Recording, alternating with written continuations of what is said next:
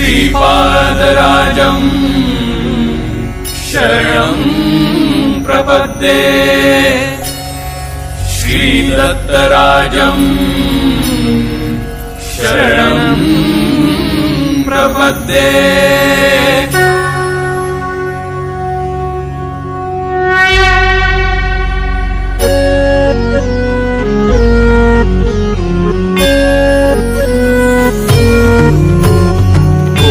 तट पवित्र पीठिका पूरस्थान सगुण रूपाने करिसी जगताला धन्य